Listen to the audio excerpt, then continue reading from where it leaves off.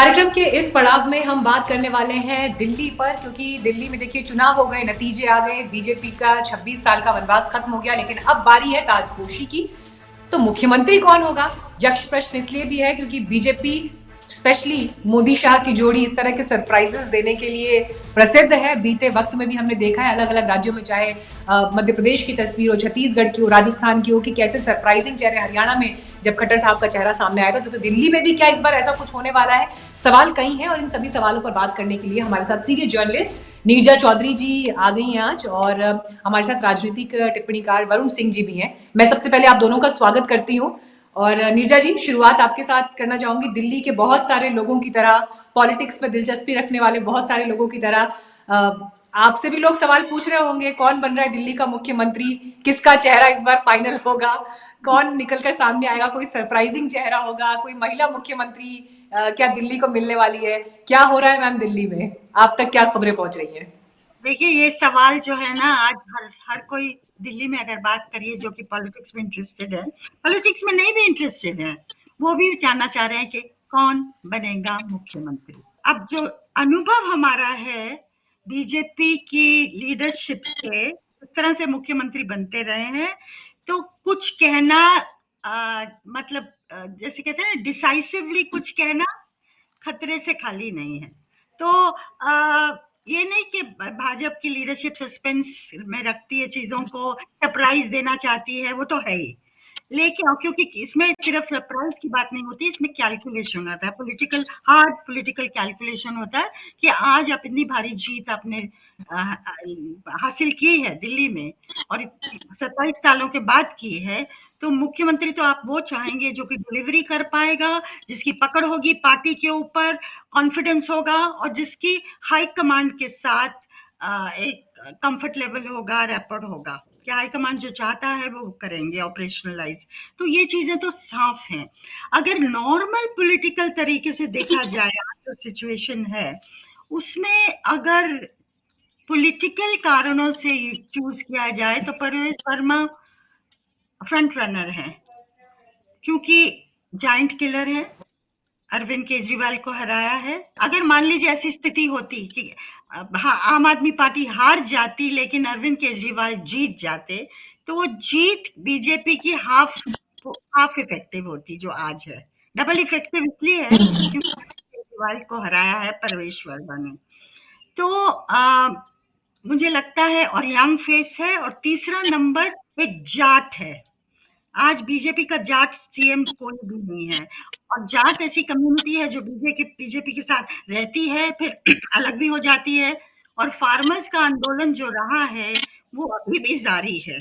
तो कहीं ना कहीं सेंस कि अगर इनको बनाया जाए, लेकिन और भी बहुत है यहाँ, ये भी कैलकुलेशन करना पड़ेगा कि अगर आपके बिहार में इलेक्शंस हो रहे हैं विंटर में, अगले इस साल नवंबर तक बिहार में हो जाएंगे, तो वहां अगर आप एक पूर्वांचली चेहरा देंगे जो कि बिहार से हो, तो उसका भी असर होगा, एक सिंबॉलिक चीज होगी, मैसेज जाएगा बिहार के लोगों को कि भाजपा के लिए बिहार बहुत अहमियत रखता है। दिल्ली तो अहमियत रखता था और इसका इन्फ्लुएंस पूरा नेशनल होने वाला है। मैं मानती हूँ दिल्ली की जीत महाराष्ट्र और हरियाणा की जीत से ज्यादा अहम है, क्योंकि जो इसका असर पड़ने वाला है वो बहुत व्यापक असर पड़ेगा। लेकिन बिहार भी जीतना भाजपा के लिए बहुत बहुत जरूरी है, जबकि जनता दल यू कमजोर हो रही है। तो किस तो देंगे? क्या दिल्ली में सीएम वो सोच के देंगे कि आगे पॉलिटिकल फायदा होगा मनोज तिवारी? ऑब्वियस है, फिर अगर ये आपका कैलकुलेशन है। उसी तरह अदर महिला की भी बात हो रही है, कई महिलाओं के नाम सामने आ रहे हैं, क्योंकि महिलाओं ने ऑब्वियसली शिफ्ट किया है दिल्ली में। महिला तो आम आदमी पार्टी के साथ जम के थी पिछले 2 इलेक्शन में, इस बार शिफ्ट हुआ है। तो ये सब कॉम्बिनेशन क्या होंगे हाईकमांड के, बीजेपी के, हर चीज उस पर निर्भर करेगी, क्या चीज ज्यादा अहमियत रखती है उनके लिए पॉलिटिकली। देखिए, ये वो सारे फैक्टर्स हैं जिनका जिक्र नीरजा जी ने अभी किया, और वरुण जी देखिए इसीलिए इंटरेस्टिंग भी है क्योंकि ऑफ कोर्स अब आप जीत चुके हैं, एक शानदार मैंडेट के साथ आप जीते हैं। अब सिर्फ दिल्ली की पॉलिटिक्स में बात करें तो बीजेपी और आम आदमी पार्टी ही है ऑपोजिशन में बैठी है। कांग्रेस का तो आपने फिर सफाया कर दिया, तीसरी बार लगातार शून्य पर रहे। तो मैसेजिंग आप क्या करेंगे इस फैसले से, इस रूप में ये डिसीजन पढ़ा जाएगा? अभी आतिशी थी चीफ मिनिस्टर, तो क्या फिर एक बीजेपी की तरफ से देखें तो आखिरी बार सुषमा जी चीफ मिनिस्टर रही हैं बीजेपी की तरफ से, जब दिल्ली की चीफ मिनिस्टर रही हैं, तो क्या महिलाओं को आगे लाकर मैसेज देने की कोशिश होगी? और जो वैसे चेहरे हैं, चाहे प्रवेश वर्मा है, चाहे मोहन सिंह बिष्ट का नाम, जो कि 5 बार से भी ज्यादा के विधायक वहां पर रह चुके हैं, मनोज तिवारी का नाम निकलकर सामने आ रहा है यार, सरप्राइजिंग फैक्टर के रूप में जिसके बारे में किसी ने नहीं सोचा कोई ऐसा नाम आ जाएगा। क्या डेप्यूटी सीएम भी कोई एक रखा जा सकता है? जैसे हमने देखा है कि डेप्यूटी सीएम वाले फॉर्मूले इससे पहले दिखाई दिए। अब देखिए, ये सभी अभी अटकलें चल रही हैं, लेकिन फाइनल स्टैंप क्या होगी इस पर अभी कुछ कहा नहीं जा सकता। लेकिन आपकी एक्सपर्टीज अभी दिल्ली की पॉलिटिक्स के लिहाज से, बीजेपी के पुराने फैसलों के आधार पर आपकी एक्सपर्टीज क्या कह रही है? देखिए, नीरजा जी ने जो कहा वो बहुत ही एक हिसाब से देखा जाए तो वाजिब जो कहते हैं ना, पर मैं सीएम से ज्यादा डिस्कस करना चाहूंगा डेप्यूटी सीएम्स की, जिसकी आपने बात की। क्योंकि पिछले कुछ सालों से जिस तरीके से छत्तीसगढ़ हो या राजस्थान हो, जहां पर भारत कर जो ज्यादा स्ट्रॉन्गर मैसेज दिया है, मैं यहाँ पे ये मुझे जहां तक लगता है, हो सकता है कि इकलौता जो सिख इनका एमएलए है वो एक डेप्यूटी सीएम बन सकता है, सिरसा क्योंकि साहब। इस बार सिखों ने जी, सिरसा जी, क्योंकि इस बार फार्मर प्रोटेस्ट को लेके वो एक चीज को इससे टैकल किया जा सकता है। मैं नहीं जानता कि परवेज सिंह वर्मा बनेंगे या नहीं बनेंगे, ऑब्वियसली जायंट किलर रहे हैं वो, बट अगर आप बीजेपी या किसी भी पार्टी का इतिहास देखें तो जायंट किलर को हराने वाला व्यक्ति कभी, जब वो बहुत बड़े लीडर हुआ करते थे शिवसेना से, जब वो दूसरी पार्टी में गए, कांग्रेस में गए और हारे, तो जिन्होंने उनको हराया था उनको एक महत्वपूर्ण पोर्टफोलियो और मिनिस्ट्री जाता है कि वो सांसद रह चुके हैं, साथ ही साथ एमएलए रह चुके हैं बहुत, उससे पहले उनके पिताजी भी बड़े कद्दावर नेता थे दिल्ली के। ये बहुत इंपॉर्टेंट हो जाता है उनके उनके लिए, क्योंकि उनके पास वो एक्सपीरियंस नहीं, क्योंकि वो कन्वीनर थे। परवेज सिंह वर्मा एक्सपीरियंस के साथ है। एक चीज मुझे बहुत इंपॉर्टेंट कहनी थी कि कुछ भी हो, चाहे कोई भी बने, इस बार दिल्ली के असेंबली में पिछले असेंबली के मुकाबले डेटा की बात करें तो जो क्रिमिनल केसेस वाले थे, तो पिछले बार यानी 2020 में 61% ऐसे एमएलए थे, जिसमें मैं आपको याद दिला दूं कि आम आदमी पार्टी के 62 एमएलए थे, जिसमें से 61% यानी 43 ऐसे एमएलए केस हो सकती है। और उम्मीद केवल इतनी है कि जो लोग होंगे, जो भी सीएम बनेगा, वो केवल इसलिए सीएम नहीं बनाया जाएगा क्योंकि उसने किसी को हराया है, जिताया। उसके लिए बहुत सारे आने वाले चुनाव में मैं ये नहीं मानता कि मनोज तिवारी शायद सीएम बनेंगे, क्योंकि वो आकलन जो लगाया जा रहा है डे 1 से लगाया जा रहा था। और बिहार में एनीवे आप कास्ट के हिसाब से देखोगे तो फिलहाल एनडीए स्ट्रांग है, except for Yadav going with. Varun ji, थोड़ा इशू शायद आपके ऑडियो में हो रहा है, एक बार क्रॉस चेक करते हैं, फिर उसको करेक्ट करके फिर बात करते हैं। नीरजा मैम, ये बताइए, मनजिंदर सिरसा के कितने स्ट्रॉन्ग चांसेस आप देख रही हैं? इफ आई हैव टू से 10 आउट ऑफ।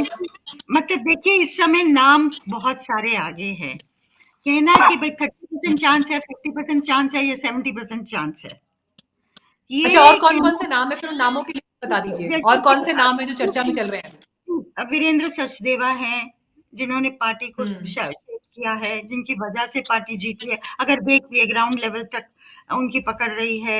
विजेंद्र गुप्ता हैं, जो 2 टर्म एलओपी रहे और आक्रमण किया आम आदमी पार्टी को असेंबली में, मतलब आड़े हाथ लेते रहे हैं, उनका नाम है। और शिखा, अगर महिलाओं को देखो तो शिखा रॉय का नाम है, रेखा गुप्ता का नाम है। नाम तो बहुत चल रहे हैं इस समय कि हर एक का अपना प्लस है, हर एक का अपना माइनस है। ये देखना होगा कि पॉलिटिकल कैलकुलेशन में क्या चीज, किस चीज को हाईकमांड टूल देता है ज्यादा। एक सिग्नल देना, जाइंट किलर होना, राइट कास्ट होना। हालांकि दिल्ली का इलेक्शन कास्ट वाला नहीं था, ना हिंदू मुस्लिम था इस बार, ना कास्ट बेसिस पे था। दिल्ली का इलेक्शन मोर क्लास बेसिस पे था। मिडिल क्लास, गरीब तबका अभी भी केजरीवाल के साथ रहा है, तकरीबन 44% वोट है।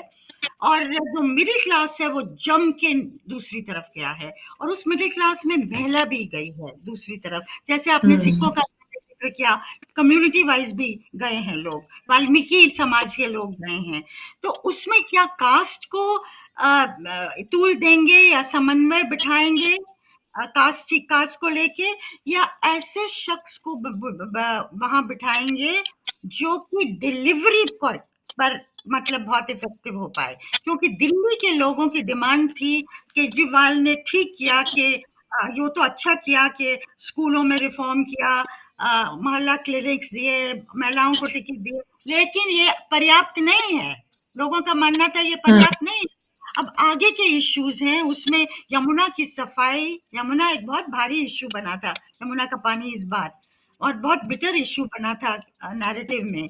और जो पोल्यूशन हर साल विंटर में दिल्ली के लोग भुगतते हैं, जिनकी वजह से हम सबकी, मेरे को लगता है लाइफ स्पैन ही कम है, होता जा रहा है हमारे बच्चों का।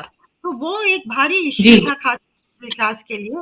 तो ऐसी शख्सियत जो डिलीवरी को अपने मजबूती से टाइम बाउंड वे में करेंगे, और उससे पूरे ऑर्गेनाइजेशन का साथ लेना होगा, आरएसएस के साथ कदम मिला के चलना होगा, हाईकमान के साथ कदम मिला के चलना होगा, आसपास के स्टेट्स के सीएम्स के साथ एक समन्वय बिठाना होगा। तो कई चीजें हैं, तो ऐसी शख्सियत को क्या तूल देंगे? अब उसमें ABCD निकलेगा, वो देखने लायक चीज होगी। इसके अलावा मैम एक पॉइंट जिस पर मैं जरूर, वरुण वरुण जी आ गए हमारे साथ, ठीक है। हाँ वरुण जी, आप अपनी बात कंप्लीट करिएगा, पिछली बार आपका कमेंट कंप्लीट नहीं हो पाया था। नहीं नहीं, मैं केवल इतना ही कह रहा था कि सिर्फ जायंट किलर व्यक्ति के हिसाब से नहीं होगा, जैसे नीरजा जी ने बिल्कुल सही कहा। क्योंकि दिल्ली में मैं ये नहीं मानता कि केजरीवाल इस कारण हारे कि यमुना साफ नहीं था, वो तो एक रीजन था ही, पर केजरीवाल इस कारण भी हारे क्योंकि वो कि सेंटर और एलजी उन्हें कुछ करने नहीं दे रहा है। और वो एक सबसे बड़ा रीजन जो लोगों ने देखा कि भैया इनको जिता के फायदा क्या है, कि अगर ये वापस से वही कहेंगे कि सेंटर और एलजी कुछ करने नहीं वाला है। मैं सच कहूंगा कि मुझे तो दिल्ली की जनता के सोच पर इस बार बहुत ज्यादा, मैं वोटर्स आमतौर पर हम कहते हैं कि बहुत ज्यादा सोचते नहीं है, पर दिल्ली के वोटर्स ने बहुत अच्छी समझ दिखाई। उन्होंने देखा कि भैया ऐसे पार्टी को लेके आते जो सेंटर के साथ काम तो करके दिखाएगा। और पानी तो बहुत बड़ा मुद्दा था, पानी आ नहीं रहा था। और जैसे मैंने कहा कि इस बार साफ सुथरी असेंबली भी आई है। एनालिसिस जो है, डेटा कहती है कि 61% लास्ट साफ सुथरे एमएलए दिल्ली के असेंबली में हैं, तो चुनना ज्यादा मुश्किल नहीं होगा। जी वरुण जी, एक बार ना आप दोबारा से ज्वाइन करिएगा इस लिंक को, इससे एग्जिट करके फिर ज्वाइन करिएगा। इन द मेन टाइम मैं नीरजा जी से कमेंट ले रही हूँ।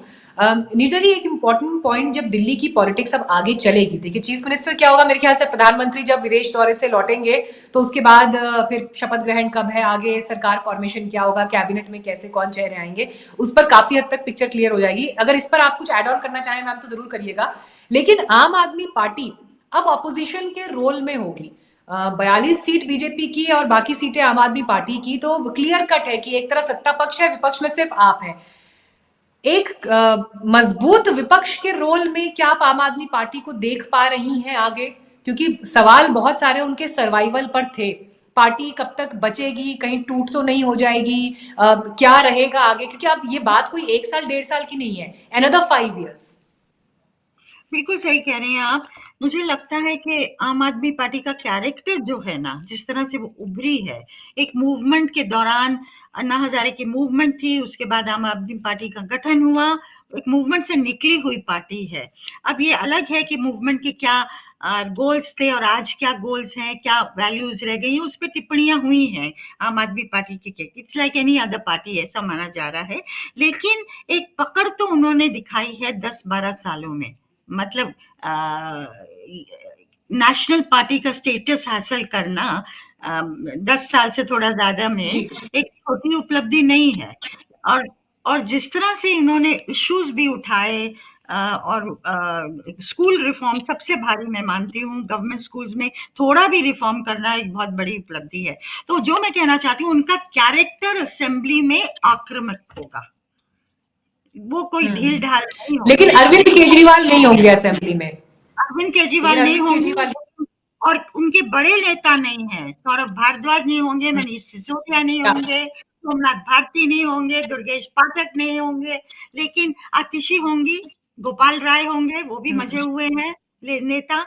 आतिशी तो कुछ समय के लिए सीएम रही हैं। तो और जो उनकी टीम है, जो आई है नई टीम, वो होगी। पर जो कैरेक्टर है आम आदमी पार्टी का, मुझे लगता है वो आड़े हाथ लेंगे। वो भाजपा को ऐसे नहीं, मतलब 22 लोग हैं 70 की असेंबली में, और मुझे ये भी लगता है कि बहुत लोग मानते हैं कि आम आदमी पार्टी के लिए एग्जिस्टेंशियलिस्ट क्राइसिस हो सकती है कि भाजपा आगे जी। जाके उनके लोगों को खींचेगी, पार्टी को तोड़ने की कोशिश करेगी। नहीं मैम, फिर इसको थोड़ा सा एक प्रैक्टिकल ग्राउंड पर देखें हम। देखिए जब आम आदमी पार्टी का कैरेक्टर वो रहा नहीं कि उनको ऑपोजिशन में बैठने की आदत तो है नहीं। जैसी आंदोलन से निकले सीधे आप सत्ता में आ गए। मतलब बीजेपी है तो बीजेपी ने अपने पैर घिसे पहले ऑपोजिशन में बैठे बैठे, और वहां से अपने एक्सपीरियंसेस लेके फिर वो एक लंबे समय के बाद जाकर वो केंद्र की सत्ता में आ पाए। लेकिन आम आदमी पार्टी का वो संघर्ष ऑपोजिशन के रूप में, विपक्ष के रूप में नहीं रहा। अब सवाल ये उठता है कि जब आप सत्ता से बाहर हैं तो ऐसे में 5 साल का आपका सर्वाइवल सिर्फ पॉलिटिकल मुद्दों के आधार पे नहीं, पर आपको फाइनेंस चाहिए होगा, आपको पॉलिटिकल रैलियां करनी है, आपको कार्यक्रम करने हैं, आपको विपक्ष में बैठना है। तो जब इन सब चीजों के आधार पर हम आम आदमी पार्टी के अगले 5 सालों का प्रोजेक्शन किस दिशा में देख पा रहे हैं, इस पर आपकी क्या सोच है, मैं जरूर जानना चाहूंगी। आम आदमी पार्टी का जो कैरेक्टर है ना, वो लड़ाकू का कैरेक्टर है, क्योंकि वो तो उनकी पैदाइश भी मूवमेंट में हुई ना। यूपीए की सरकार सब पॉलिटिशियंस को क्रिटिसाइज करना, लोकपाल बिल लाइए, वो तो लड़ लड़ के आए ना, फिर पार्टी बनी और बहुत जल्दी वो पावर में आ गए। It's a dream run for them, ऐसा होता नहीं है।